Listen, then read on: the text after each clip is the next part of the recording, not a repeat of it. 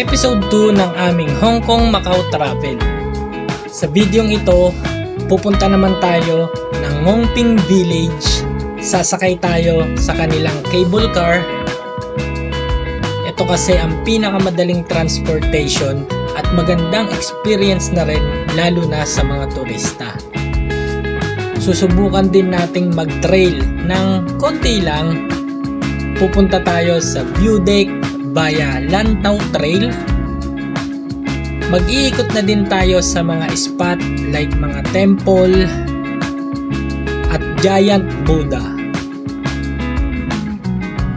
Tara at samahan nyo kaming i-explore ang Ngongping Village dito sa Hong Kong.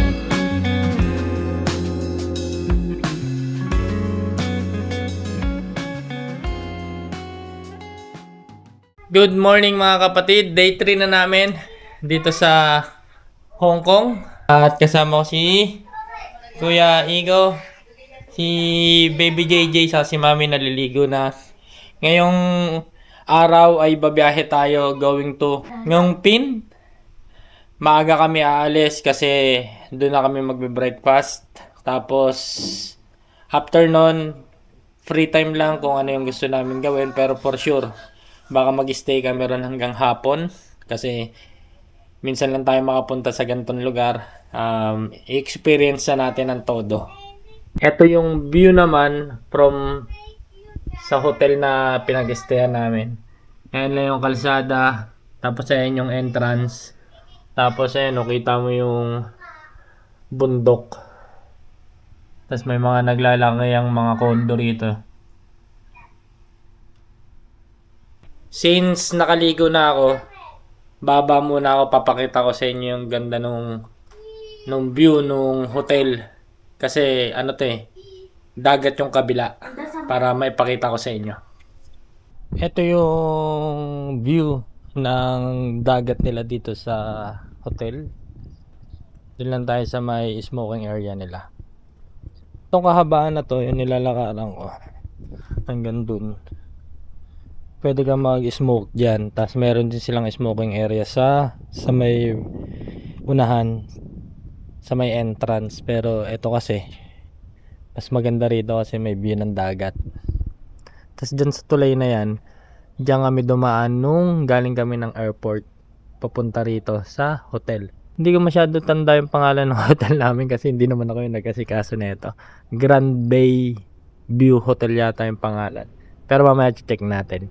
Hindi kami sa city kumuha ng hotel kasi gusto namin yung, alam mo yun, yung kahit nasa hotel ka makakapag-relax ka ng maayos. Saka hindi ganun kamahal kasi alam ko pag sa city ka medyo pricey ang mga hotel. Pero so far wala namang problema dito sa hotel at maayos yung transportation nila. Madali lang bumiyahe-biyahe kahit nandito ka sa province nila. Kasi yung mga train nila is connected na. Malamig dito mga kapatid. Yun nga lang, sanay naman na tayo sa Benguet. Parang nung nagpunta kami ng Timbak, mas malamig pa talaga yung sa Timbak saka sa Lake Tabeo kesa dito. Dito kasi kaya ko pang hindi mag-jacket Pagbalik kasi natin ng Manila, wala na. Kape lang muna tayo habang hinihintay natin sila. Quick tour ko muna kayo rito sa may labas ng hotel para if ever na gusto nyo mag-stay dito, may idea na rin kayo. Ito yung swimming pool area nila, pero since winter season nga raw sa kanila, hindi nila advisable na maligo rito sa swimming pool at sarado talaga siya. Hindi kami allowed na mag-swimming dahil sobrang lamig ng tubig. Saka hindi ko na rin pagsiswimmingin yung mga bata kasi baka magkaubot sipon. Kaya yan. Malawak din yung swimming pool area nila. Tapos eto lang yung dagat. Tapos meron silang kiddie pool dito. Maliit lang siya. Tambay lang kayo. Napaka-relaxing ng place. Ayan. Yan yung kahabaan ng likod ng hotel. Kasi ito yung pinaka-hotel. Tapos sa unahan, ayan lang yung kalsada. Tapos dito may daanan pababa. Papunta dyan. Parang park nila. Pwede rin kayong tumambay dyan. Tapos pwede kayong bumaba roon sa may bandang dagat. Kaso hindi namin nagagawa yan kasi gabi na kami nakakabalik dito. Yan. Napakaganda rito.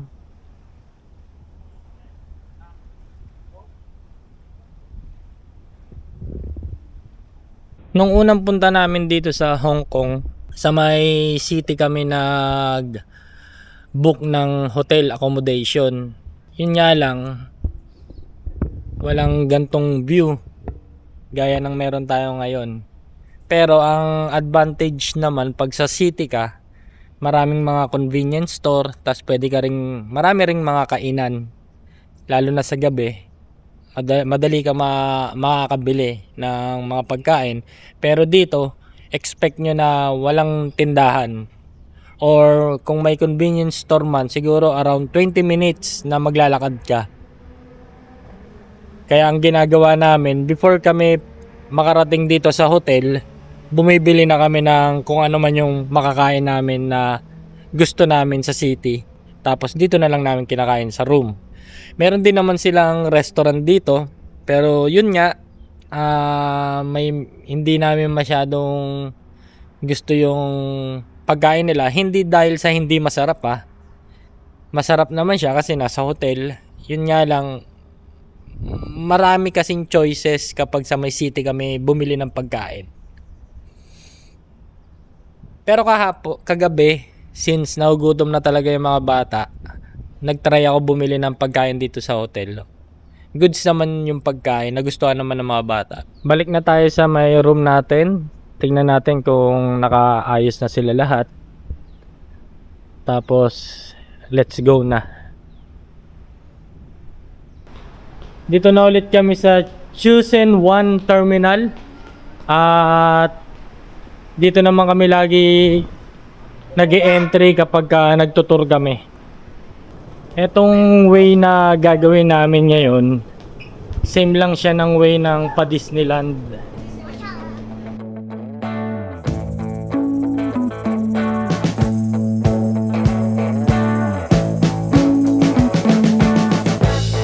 We've been living in sin so long, all the feels are gone. Fella stopped me on the street last night, said everything's alright. Roller coaster, make it through the day upright. It seems your meal ticket is gone. Tapos na tayo magpahinga at kumain lang muna kami. At ngayon ay didiretso na tayo sa may cable car papunta ng Ngongping 360. Si JJ hindi niya pa alam na magki-cable car. Malamang matakot na naman to, pero okay lang kasi magkakasama naman kami sa loob. Today is Sunday at napakaraming Pilipino na nakatambay dito. May mga nakakwentuhan din kami kanina. Rest day nila kaya naggagala-gala rin sila. Tapos nakausap ko rin sila na meron palang mga hiking spot din dito. Ang lawak dito, tas puro mall. Tas meron ding bus station dito.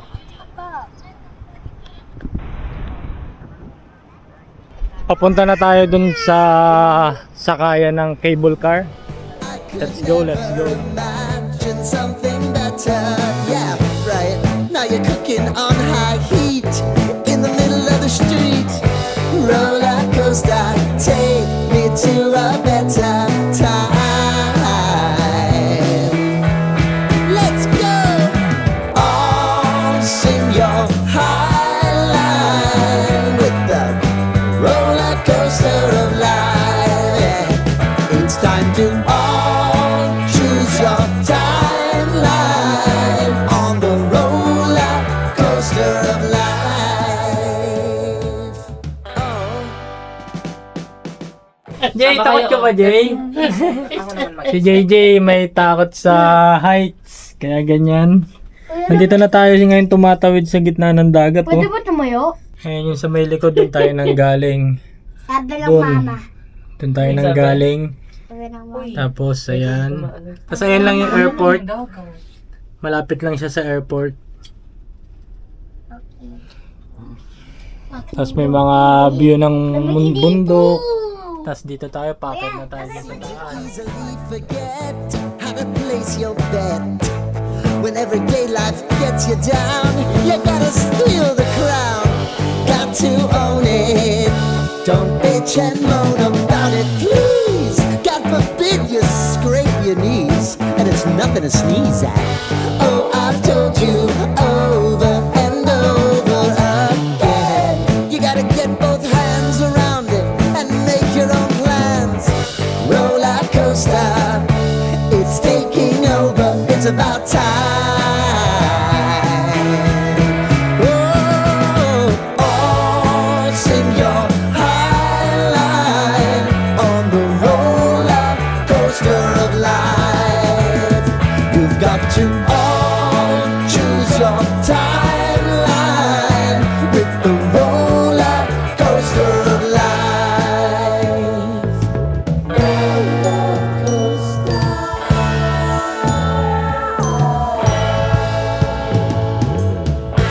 I want to go down the rabbit hole, down the rabbit hole of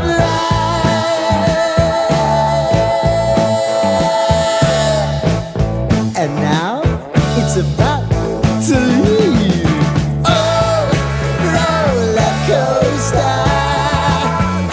Oh, roller coaster.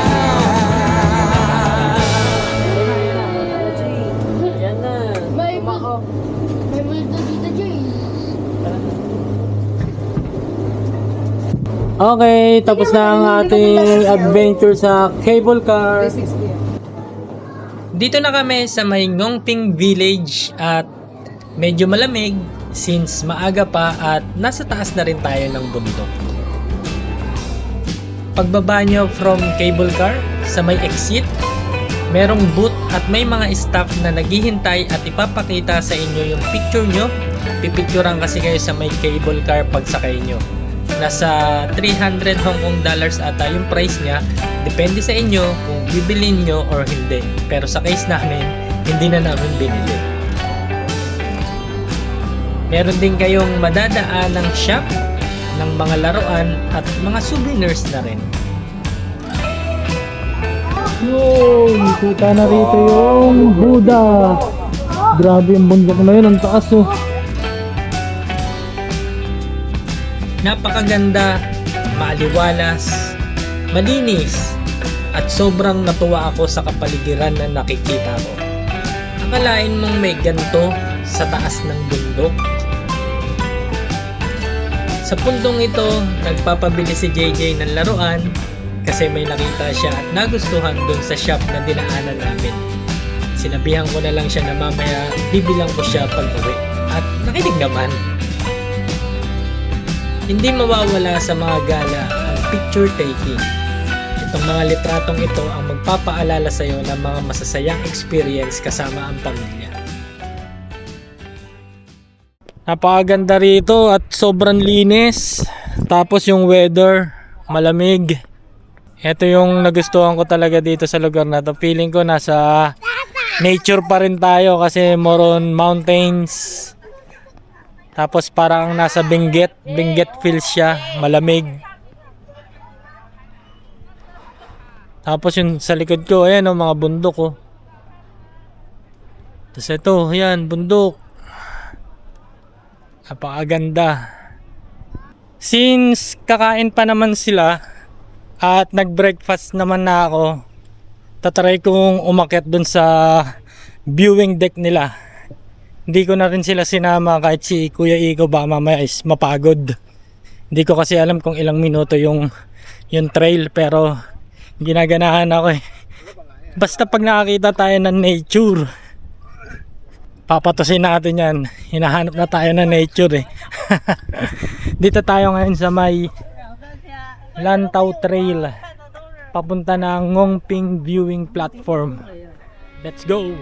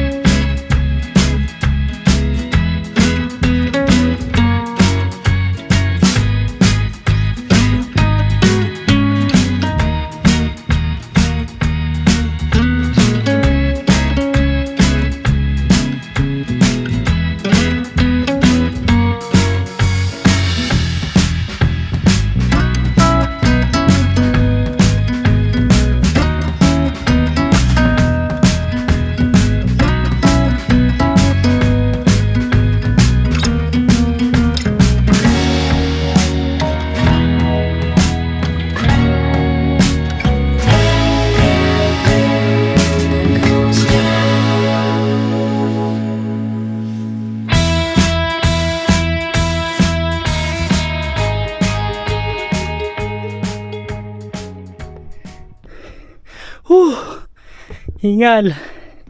Pero ang sarap. Doon ako galing. Tapos ayan yung Buddha. Tapos may mga temple doon. Doon tayo pupunta mamaya. Ang ganda. Ang lamig. Walang pollution. Fresh air.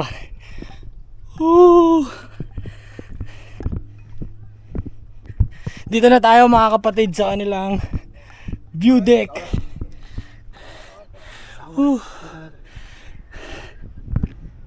Kita rito yung The Big Buddha. Ayan. Tapos ito, napakataas ng bundok na to. Grabe. Napapalibutan ka talaga ng bundok. Pero dito sa part na to, sa view deck na to, hindi ganun kahangin. Unlike nung nasa trail ako, malamig. Or siguro, uminit na rin yung pakiramdam ko kasi naka-jacket ako. Tapos naka-t-shirt, tapos naglakad tayo, nag-trek tayo.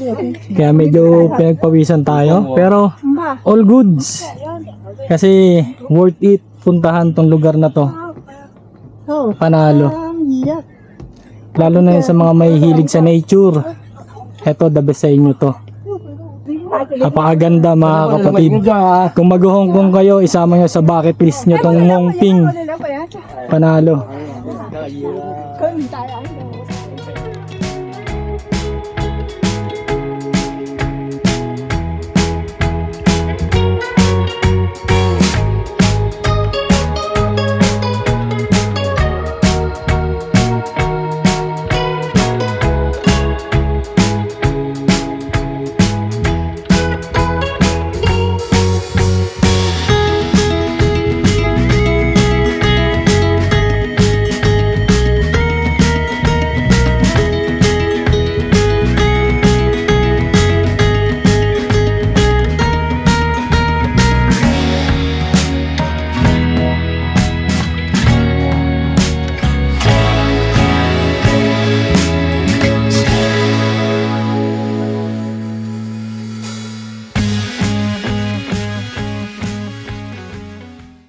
Nagutom tayo mga kapatid. Tapos na sila kumain. Nagpicture-picture muna sila kasama ko si Kuya, si JJ, Pogi raw.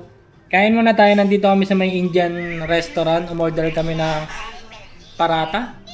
Tapos lamb masala. Kain muna.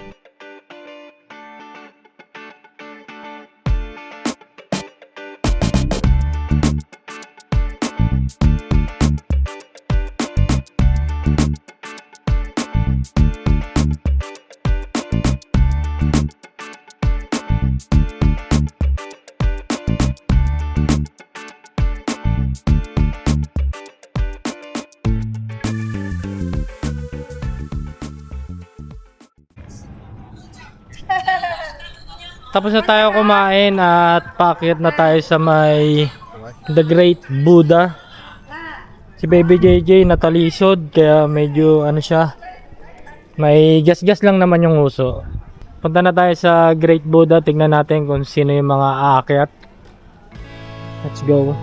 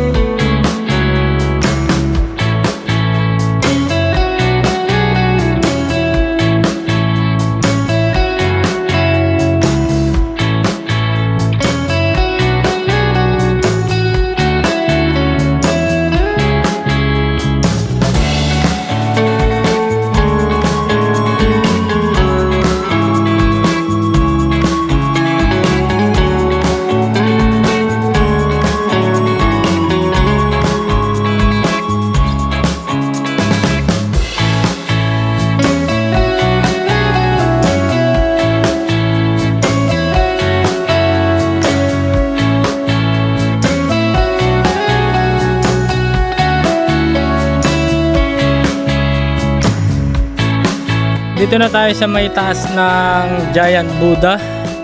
Waiting lang tayo kay Mami. Nauna kami ni Baby JJ. Kasi malakas daw si JJ. Ang ganda rito mga kapatid. Yun nga lang, maraming tao pero wala naman tayong choice dyan. Kasi tourist spot to.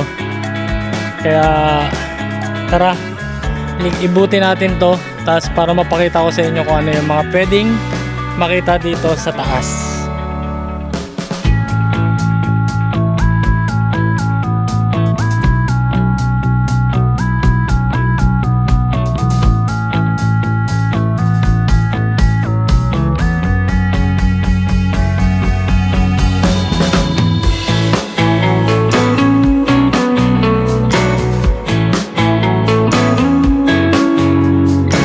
Pababa na tayo. Let's go. Ito hindi na masyadong nakakapagod kasi pababa na eh.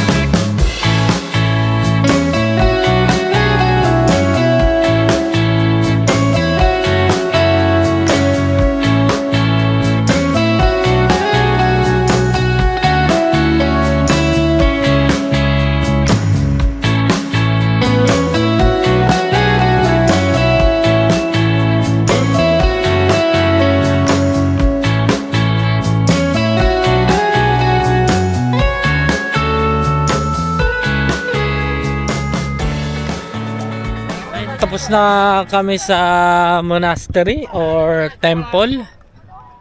At ngayon ay pabalik na muna tayo kasi medyo pagod na rin yung mga bata.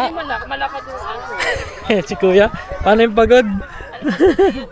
Balik na muna kami ng hotel pero sila mami, sila apeng, ewan ko kung saan pa sila pupunta pero kami mag-hotel na kami kasi ito naman talaga yung itinerary namin ngayong araw, ang Ngongpin. Then bukas start na tayo ng adventure sa Disneyland. Let's go! Let's go. Yeah. Nandito yung Buddha. May mga bilihan din dito, toys, senso, mga pagkain, drinks. Nga pala dito magdala kayo ng maraming tubig kasi wala ritong water refill station, unlike do sa pinuntahan natin sa Ocean Park meron, pero dito wala. Bibili ka talaga ng bottled water. Dito na tayo sa ating hotel na tinutuluyan. Ang pangalan niya Grand Bay View Hotel. Sama ko si Baby JJ, sila mami nandun na. Dumiretso uwi na kami para makapagpahinga para bukas may lakas tayo kasi maghapon tayo maglalagay sa Disneyland para kay Baby JJ. Tapos naghahanap kami ng pagkain yung medyo magugustuhan naman ng panlasa. Okay naman yung pagkain dito in fairness. Pero may hinahanap lang. Kaya nakakita kami ng Jollibee.